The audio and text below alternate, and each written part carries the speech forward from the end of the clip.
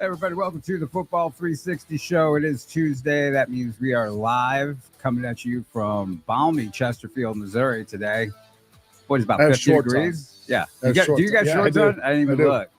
I didn't look. I believe it. I believe that's going on. I know I've seen a lot of people without coats. So they'll be sick in a week from now, right? Exactly. There's our socials right there. JP Rock MO, JP Rock's got you on Instagram, Elite Football on X, Elite Football Academy on the gram.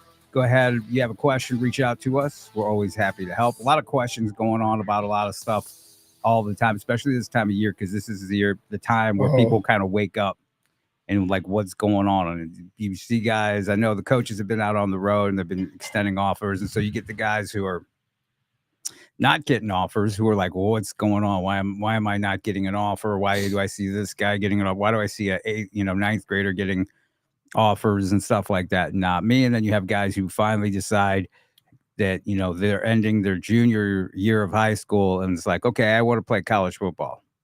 We get that a lot. What do I got to do? Yeah, we get that a lot. And my answer usually is start when you're a freshman or before.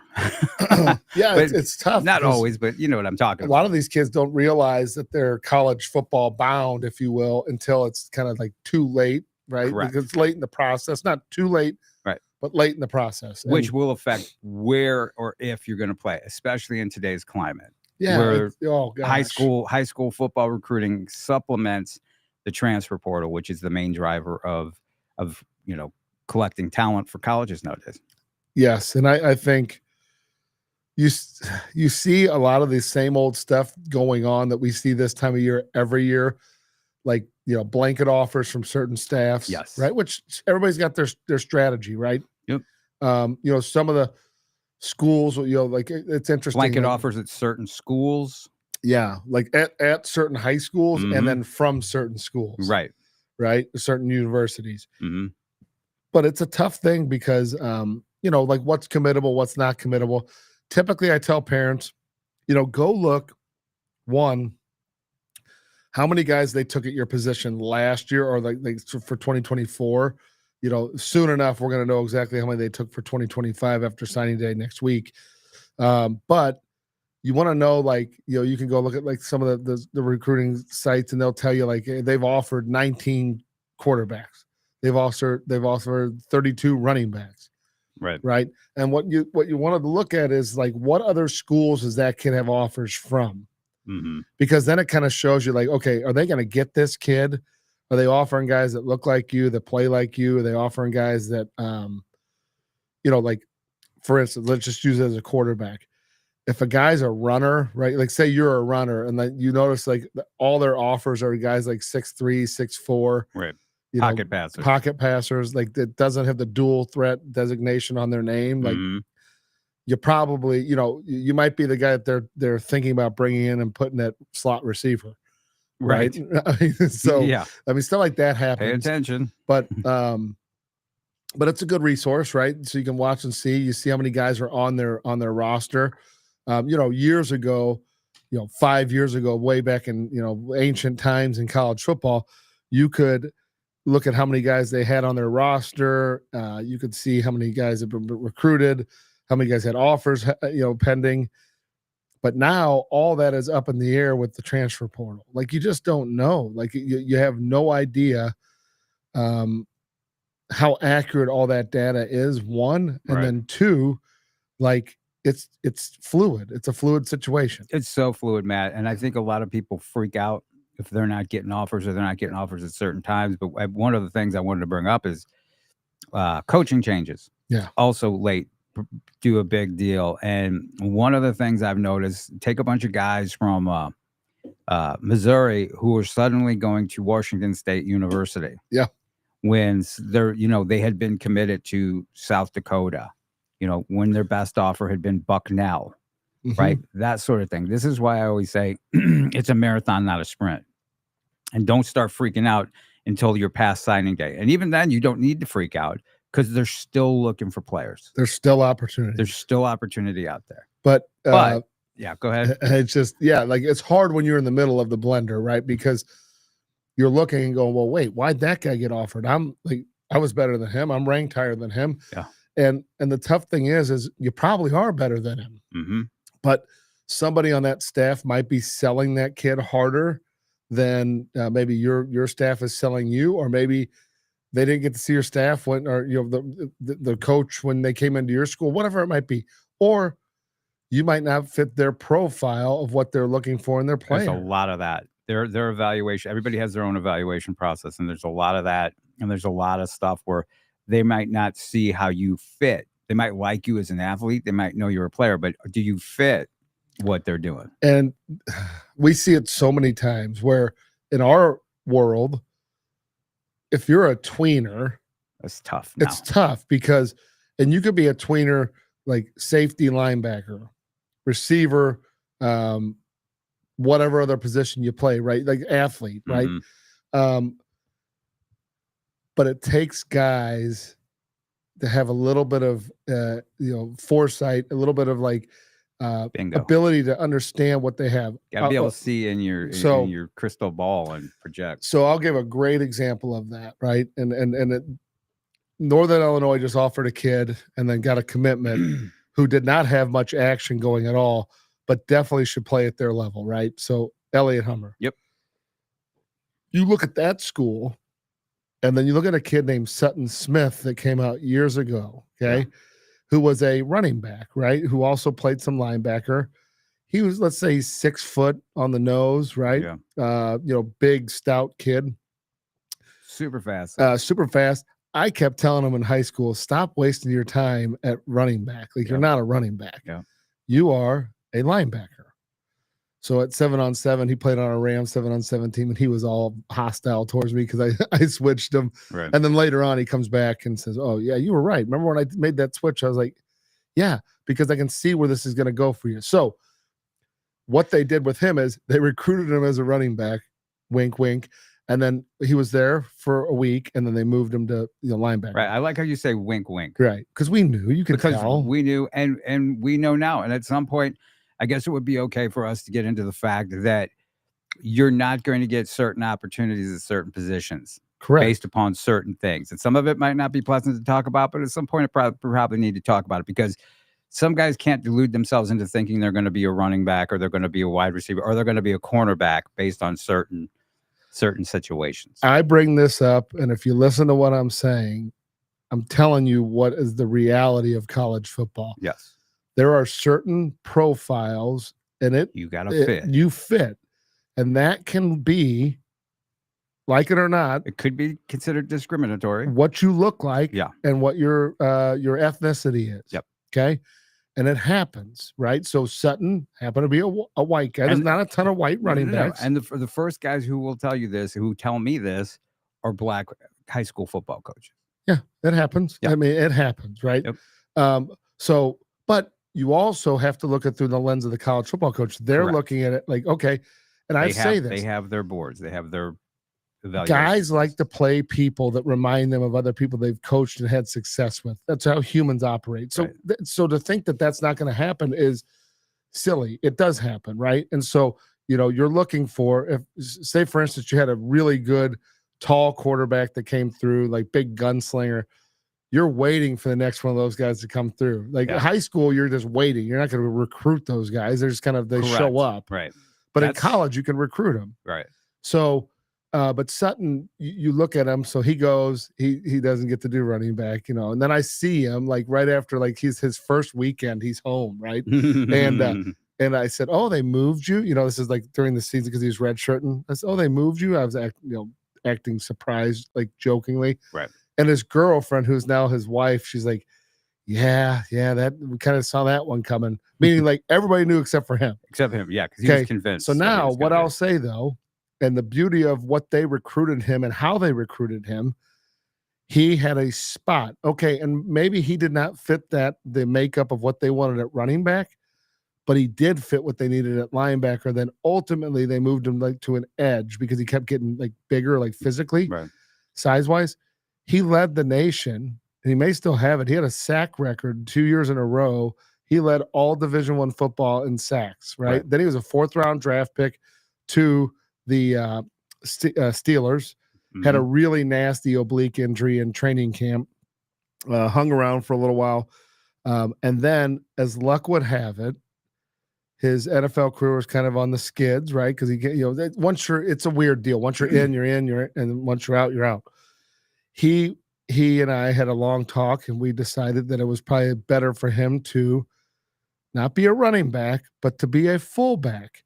And guess what? He fits the profile physically of what a lot of fullbacks, like H-back style, but the stocky ones, who can do a lot of things, can run, catch, all that. He did that and got on. We got him, basically worked his way in. He was with the Saints, and then he ended up started a bunch of games for the Raiders, and had a heck of a run at fullback. So the guy played two different positions in the NFL, showing his versatility.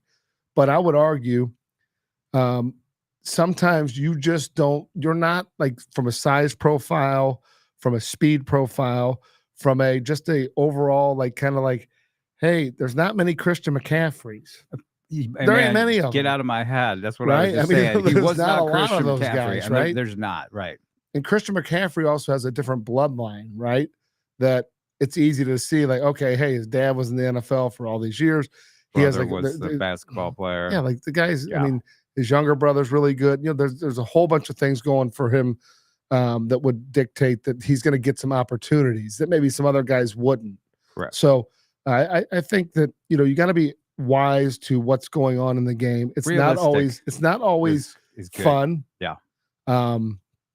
But like, for instance, like, I was talking to a college coach the other day, and I was asking him specifically about one of our quarterbacks. I said, hey, what do you see game wise? This is like major power 4. What do you need to see, like, long term for development? And he said, fast. Just stay fast. Now listen, this is for a young quarterback. Stay fast. At work on speed. That is the name of the game. That's where it's going at quarterback. Even if you see yourself, because I, over the weekend, talked to some of the terrific young quarterbacks you have in their training. And I talk to him and be like, I'm like, so what's your game? Tell me about your game. Well, I'm a pro style quarterback. Yeah. I'm like, you better work on your speed, right? You better work. I will tell you personally, like, with my son, I mean, he's 3 to 4 days a week. He's with the speed coach working on it. And he's already naturally fairly fast. Like, he's got some good from his mom. Yeah, from his mother. It's pretty twitchy as far as that's concerned. Right. But, like, the concern is, as you start to put on mass, right? He's like put on 35 pounds in less than a year. So he's starting to gain weight, going from being a little boy to a young man, which is what happens when you're 13 to 14, 15, 16. Stay fast. You have to stay fast, because that's the name of the game. And now, that being said, you still got to be able to throw a football. You got to be able to make decisions. You got to be able to evade, all those things, right? And so, I think it's just a sign of the times when you have guys saying, I can tell you for a fact, Blaine Gabbert got recruited because he could run well and he could throw the hell out of the ball. But speed was not the primary mover of why he got recruited, right? No, but he ran well. He ran a 4.5 40. Oh, he was a freak. So freak. That really helped. Which put him in rare air, right? But it was like, even back then, like, it wasn't like a ton of dual threat guys. It was, like, it was like, and even it was a bonus. Even with that speed, he wasn't a dual threat guy. In fact, he wasn't even a Brady Cook, right? As far as running the ball, because I always used to say, because when he'd get out there and he'd get happy feet, he was all gangly, arms and legs, and he's a straight line. Yes, like, if you watch him hit straight line, like it, and he did a few times in the NFL where people, like, if he ever gutted you, like, he would be a guy that you run quarterback power with. Because once he gets his shoulders downfield, he's kind of like a Josh Allen, where it's like, oh, damn, he's fast. Yeah. So but yeah, now the name of the game is, you're looking quarterback 6 foot to 6'2.5". If you go through 24/7, there's 6'4" guys, but it's the vast majority are 6'4", a few, and then the vast majority are 6'2" to 6'1.5". That's what they are. Seen a bunch of 5'11" guys. It is. It's kind of where it's headed, because escapability, the ability to move and to be able to extend plays. Well, ability to move is so important and it's so key if you're going to play quarterback, because there's a lot of guys, and especially if you're a bigger guy, I see a lot of the bigger quarterbacks be a little more lumbery.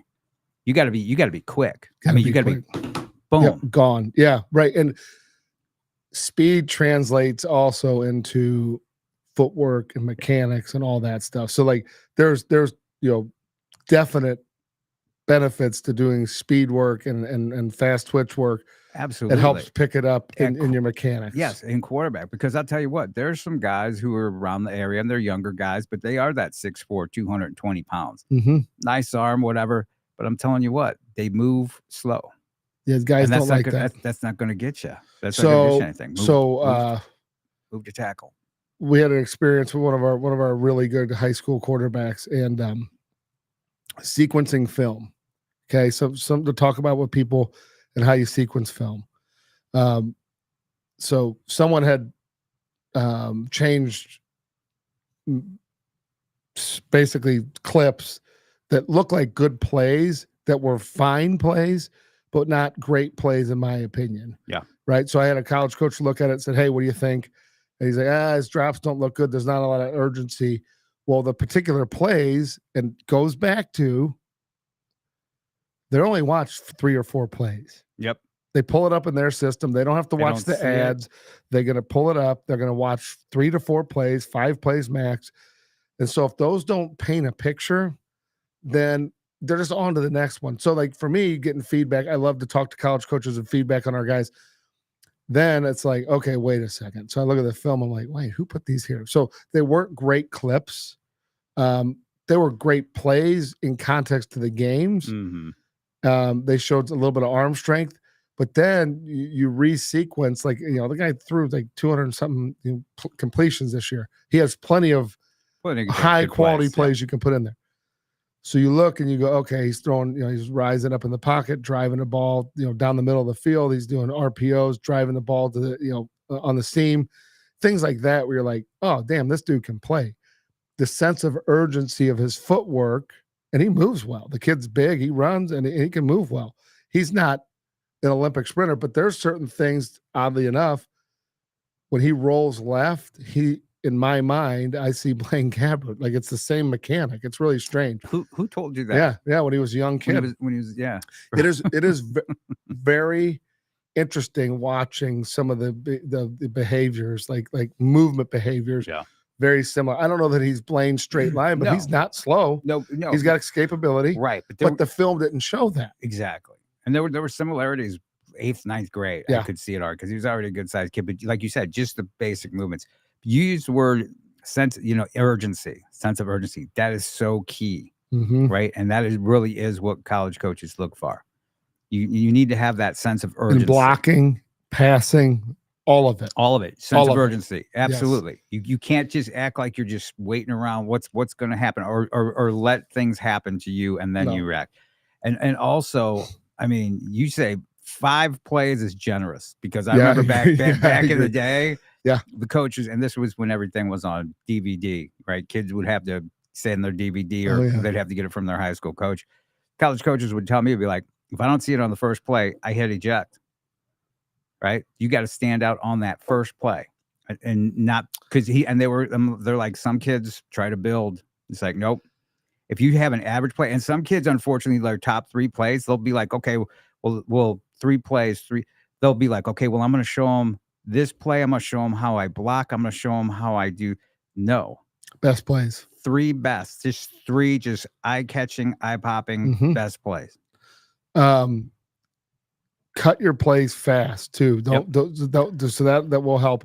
Another hint, no trick, running around, no getting back to the huddle. Get rid of the slide at the beginning that has all your stats and all that stuff. Like, if they're watching it, because they're pulling it up in their huddle system, like, I know that that's a good deal, but that's a 4 to 8 seconds that they could be watching your film, and say they skip forward. What if they missed your best play? Right. Because they're just like, they're tired of watching whatever you put up on the beginning. And they're pressed for time in the first place, right? And there's press for time and then no patience. I can tell you. So if It's I like- ask a coach to watch it and say we're in a communication with each other, so it's like pretty quick, guys, I'm telling you, like they don't watch very long and they give an assessment very quickly because Mhm. if I'm like, hey, check this guy out. I had a guy at Auburn the other day, sent him a film. He wrote right back. He buzzed it. He's like, oh yeah. He's like, yeah, this kid's good. Yeah. Really good. He's like, I like this, and this. Yeah. He saw that, and that.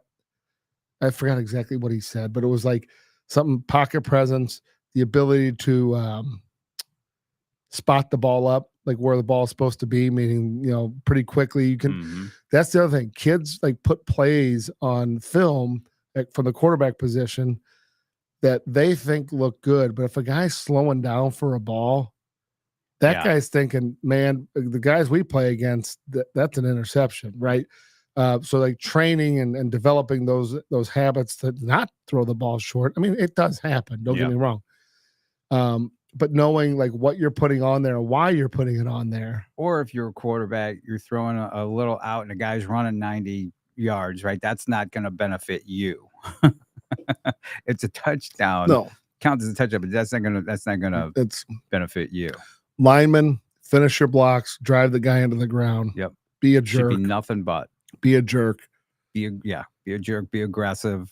There was Josh Baker was a kid. He just finished up his college career. Mhm. He played at Eureka, and like his senior year, the violence that he Yeah. portrayed on his film. What's fantastic about Josh though was it was violence combined with the best technique you would ever see. beautiful, beautiful. It was, I mean, you want to talk about just a masterful, technically combination of technique technical and assassin. veracity. Yeah, just. Right. But that's why he started 4 years at Arizona, Right. and that's why he'll get a shot. I was gonna say, he'll get a shot in the NFL. Is he, or is he doing any pro days? Yeah, or- he's doing his pro day down. He's training down in Arizona with his team. It's a good With place the- to train. probably not. You want to come back here and Yeah. deal with cold weather Right, and yeah. snow that won't melt. Right. But yeah, so the parents, I know it's tough watching when guys are getting offers. It sucks. Like I gotta tell you, because I take it personal sometimes too. Where you're like, come on, but you don't know the conversation that was had. Between the high school coach or whoever and the college coach, and you'll see sometimes certain programs will get more offers than other programs, or and that's just part of the deal, right? And so, but when it all shakes out, it usually ends up the ship rights itself, right? And guys That's end up true. where they're supposed to go. Yep. That's true. A lot of those And- offers end up being nothing more than an offer. Correct. And especially like now, you have more opportunity than the ship writing itself, right? So, I mean, okay, so say you go to Truman State, which by the way, these local directional schools and the in-state schools, man, they're cleaning up. They're getting such good classes. It isn't even funny. So you say you go to Truman State, that's not your last move. Say you go to Northwest Missouri State, that's not your last move. Jay Harris, right, who went on to Oregon. But these, what recruiting's done is it's allowing these local schools that are lower, Division II and whatever, to just get this good talent, right? Mason Went, who trained at Elite, is as good as it gets, right? Yep. There are guys, and I don't mind saying it, there are guys who I think that he's probably better at than, right? Yeah. Who are going to play D1 ball, right? So he just committed to Missouri Western.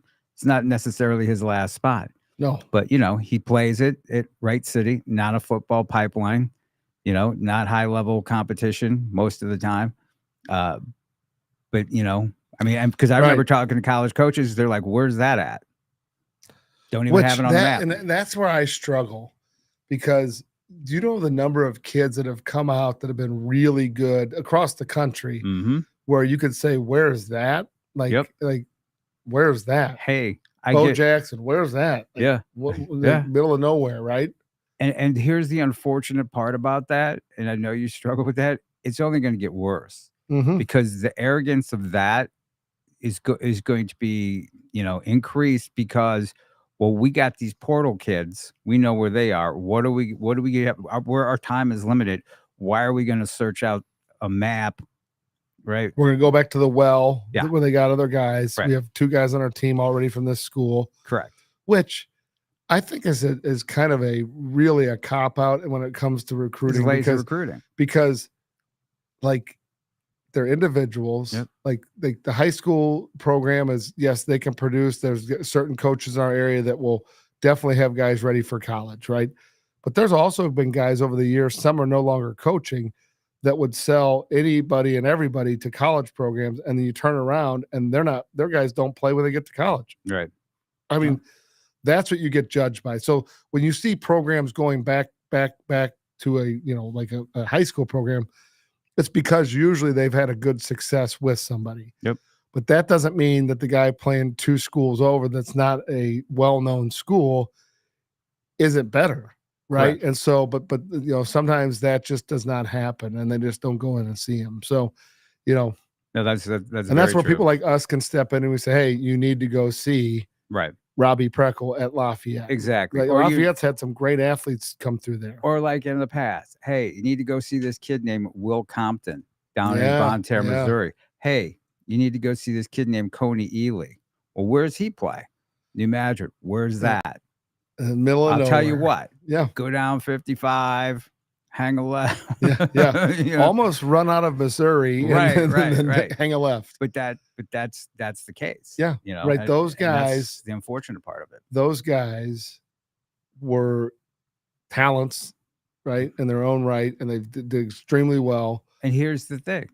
The college coaches, because I was there and I can say I played a role, didn't know about them. Right, of course. Had no idea. College staff didn't know about them. The number of kids I think we've helped expose over the years would be absolutely mind-numbing. And some of them, like you and I are talking about, like in our mind, they're household to us because we know them, we see, and you try to explain. Like I'll never forget, like Rennell Wren was a guy. Oh yeah. And they did, they wanted him to, he was a basketball guy, and everybody thought, but it's like, well, he's in here training to play football. Yeah. And no one really locally he started picking up a lot of steam late, but ends up at Arizona State, starts, does really well, and then ends up being a guy that does a great job. When he gets to college, plays professionally for a number of years, and but he was a guy that people kind of slept on. Luther North was not Luther North at the time. No, it wasn't. And he was a 6'5", 220-pound skinny guy who was really athletic, but they didn't have that vision. Right. Of foresight. What can he be? I will tell you, I think you and I, because we have so many conversations when we're inside Elite, it's so easy to see certain, like, for instance, there was an 8th grader in the other day, and I said something, I watched him catch a few balls, and I was like, oh yeah. And I said something, and the receiver coaches were like, like he struggled in some of the drills. Well, yeah. Okay. Got to look past that. Struggling in drills because it's new to you and you're new to football. Yep. And being able to run and extend and catch the ball away from your body naturally and not lose a stride, not leave the ground. Those are rare traits. Not everybody's able to do that. So you can teach someone to run routes all day long, but if they don't have that base layer skill where their body can actually stay in a path and catch the ball and run through it, like, that's hard to teach. Correct. Right? Either they have the ability to do it, right? You can refine it, but when I see that, my brain it lights up and says, "Oh, that guy's a guy." Or you can also have guys who look great in drills. Oh, yeah. And there's no way they're going to have a shot at playing, because you have to have it. You have to have an it factor, or you don't. And speaking of the, I mean, I can go back. There's a guy people might have heard of named Marcus Golden. Yeah. That I remember standing next to a college coach, having a conversation, and he's like, I don't know. What is he? What is he? Well, what is he? He played running back, then he played linebacker, then he played DN, and then he played in the NFL for 12 years. That's what I said he was. I said, man, he's a DN edge. Yeah. I go, you want to bring, his size and athleticism off that edge. I think I told you I was at Sheldon Richardson Pro Day. Yeah. And Marcus walked up to me, and he was all dejected. Like, he was upset because they had just moved him to edge. Yeah. And I'm like, give it a shot, man. Like you should be. Like, I think you're gonna Marcus be thought he good, was a running back. right? Like, yeah, and he played some linebacker. So you're that guy that's either the Sheldon running thought back he or was a linebacker. running back. Yeah, Sheldon could play anything he wanted to play. Could kick. Right. But yeah, then you fast forward into that season and he just dominated, right? Yep. And then the rest is history. The rest is history. But yeah, there's so many times that it's easy for us to see when a kid is legit, but it's also easy to see why people get fooled. So, for instance, you can watch, like I was talking with our defensive back coaches the other day. He made a comment about, we were watching film of a kid. He's like, damn, he's really good at football. He's like, 7-on-7, I didn't think he was that good. And I'm like, that's the problem. 7-on-7 is not necessarily a great, if you see a quarterback that is unbelievable at 7-on-7, I can almost guarantee he's not a great football player. Yeah. Because I've seen, and I can tell you if a guy's an average 7v7, doesn't mean he's going to be a great football player, but some of the very best football players, tackle football players, I like in club 7-on-7 are always okay. Because it doesn't highlight their ability to escape, extend plays. It does not highlight their ability to, because there's a lot of BS reads in 7-on-7, right? Because you got an extra defender with no rush, all that stuff. So like you're not like how you can manipulate defenses is way different in 7-on-7 versus tackle football, right? And so you kind of want to have a happy medium. You want the kid to be pretty good. So you'll see like these 5-star guys will go out or 4-star guys, and then everybody's all pumped. Well, he sucks. He's not that good at 7. Well, you picked him off 3 times. Oh yeah, like that's your claim to fame. Okay, yeah, Enjoy but it. do that against them in tackle football, right? And I think therein lies kind of some of the rub. And then I'm already starting to see kids posting highlights. If you play 7-on-7, drop. If you're a quarterback, drop. Don't just stand there at the tee. I know they're not rushing you, but there's no net gain. There's no benefit from that. You can get some pretty good linemen that can sling it, play decent 7-on-7 There's a quarterback. team called Doughboys, a bunch of big heavyset guys. Yep. And there's plenty of guys that can do that, because they're not getting rushed. And think about family barbecues. You get some family members that can stand back there and not be rushed or have to really do it and hit you. I played when I first got out of college. Me and a bunch of guys I'd played with played one of these adult 7-on-7 like tournament things. It was like a turkey day game deal, and this team, and these were like teams that came in from all over the country. Like we're just a bunch of college kids. So athletically, we probably had better guys than them. But the old men, right, what they figured out is like they would, because they had a snap, you had rushers. It was really kind of silly, but they would stand 15 yards away from the line of scrimmage, and the guy would long snap it to the guy. So your pass rush was negated, right? So you couldn't get to him. And so that guy would just sit back there and just pick everybody apart, right? He'd throw a 25-yard pass, which was only 10 yards past the line of scrimmage maximum, and eat people's lunch, right? And so because you couldn't get to them. So, but yeah, I think there's a lot of truth in you got to be careful, like watching guys drill too much. And some of the best quarterbacks in the world are okay at drilling. Yeah. Right. Yep. They're methodical in practice. Right. They're methodical in games. Some of the drills don't necessarily show up all that they have. No, it's not going to determine them as a player. You can determine them as an athlete. You can use it for that. You can use warm-ups for that. I mean, just standing there before your training sessions start, you can see that. I can stand there and be like, look at that guy. He, and in your mindset, that shows during it too. Bottom line in all this is you really have to start earlier and earlier in today's climate with college football. If you have any hopes and aspirations to play college football, you have to start getting some skill training earlier and not wait, right? And we've been over it before with the playing multiple sports. You need to stop usually if you're going to pick the college, pick the sport you want to play in college, focus on that like it's your job, right? Depending upon how high of a level you want to go, how high of a level you want an opportunity to play, you really have to do that. JP, I see these guys online. There's so many people get on their high horse, and well, anybody that tells you that they're just trying to get your money and this and that. Like at the end of the day, like Yeah, sure. I'm in the football training space. Whether you want to train or not is irrelevant. You have to train if you want to be that level of a guy. There's very few walking the earth that are just that much better, right? Physically. So as you start to kind of like understand the landscape, if you're not preparing, and everybody's like, well, you got the intangibles from learning different games. Yes, you do that when you're younger. Yeah. You learn those different sports when you're younger. But I can tell you, we were talking about it right before the show.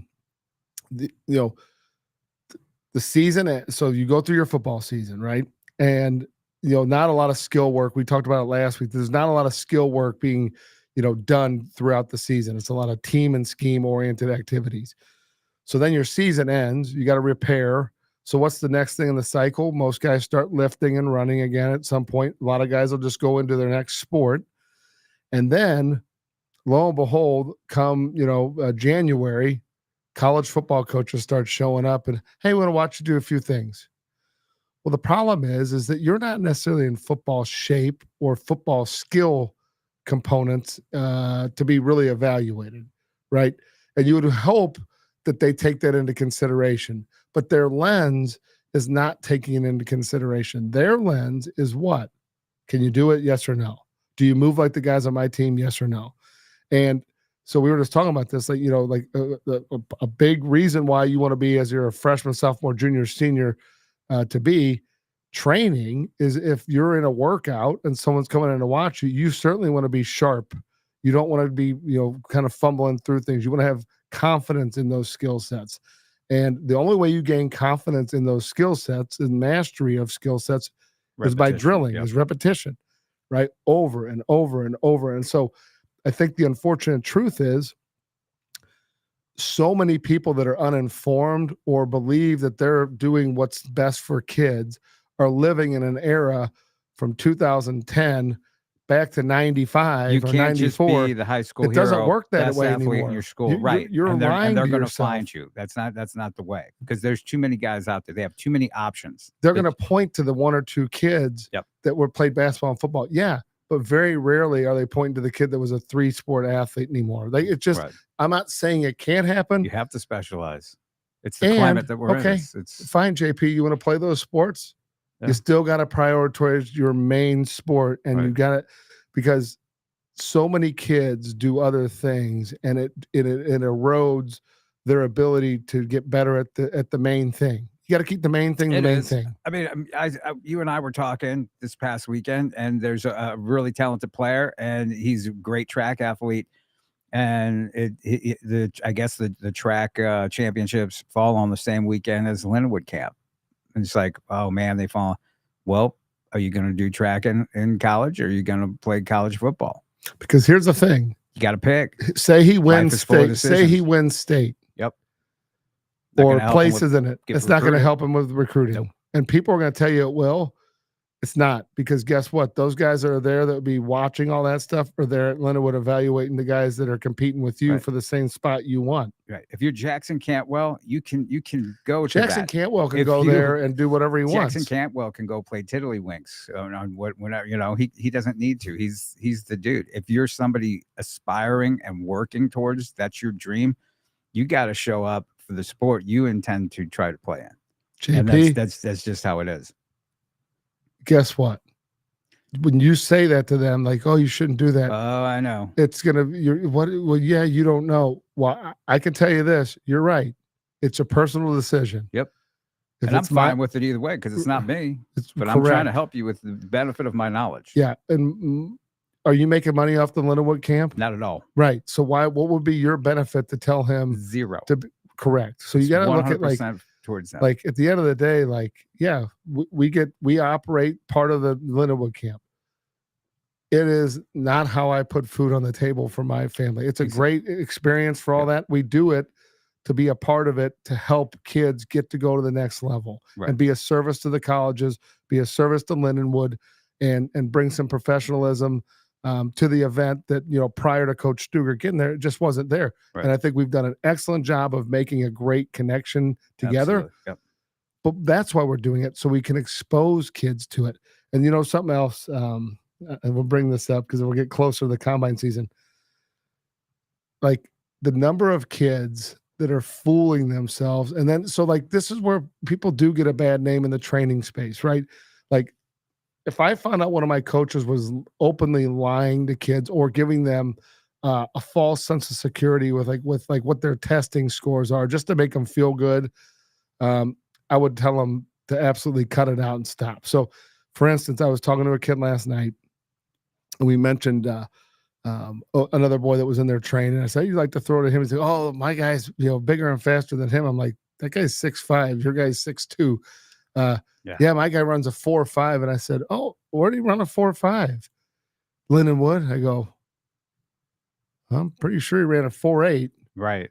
And he goes, "Well, his trainer, I guess that's what he has in his bio." And I go, "Okay, putting something in your bio and what is actually reality." I said, "Where did he run?" He goes, "Well, he ran it on a track." And I'm like, "You can't." Yeah. They're timing you on grass, Right. on turf for a reason, right? Because it's a standard, that's what you play on. And that's what everybody tests on. And so, you get people who are like, "Well, yeah, this is what you ran." Right. And we had a couple of years ago, I remember we had a guy call me like after the first day of Illinois. He's like, "Yeah, his coach said that your guys' lasers must be wrong." And I'm like, "What?" Like, I'm just telling you this. There's 2,500 kids getting tested. They're all in the same system. And I can promise you, there are guys who are legit running. There's guys running 4.4. Yeah. Let me tell you something. Ryan Wingo had no problem, right, knocking it out of the park. Neither did Jeremiah Love. Neither did Jeremiah Love. Now, there were some guys who thought they were 4.5, 4.4 guys who showed up who ran a 4.8 laser, which is still good. Yeah. 4.9 laser, 5.0 laser. That's not, but those guys hit the mark. They were what they said they were going to be. But JP, that's where, you can have people that are, and maybe that person's not doing it to be. I don't think they're being malicious. But they think they're helping, but it's not. But then it's like, well, yeah, those guys don't know what they're doing. Right. No. Do you understand how those 40 testers work? You put your hand down, the starter clears it to 0, and as soon as you move your hand, you pick it up, and that beam breaks. Right. It's starting. It's going. And guess what? Once you run through the line at the end, it stops. Exactly. And then it reports what you ran. And my whole thing is, I don't tell anybody who to train with or where, but you got to do it. Right. Yeah. Regardless, you got to do something, or else you're just going to be behind it. Speaking of that and combines and stuff, time's gone by quick today. It's almost 3:00.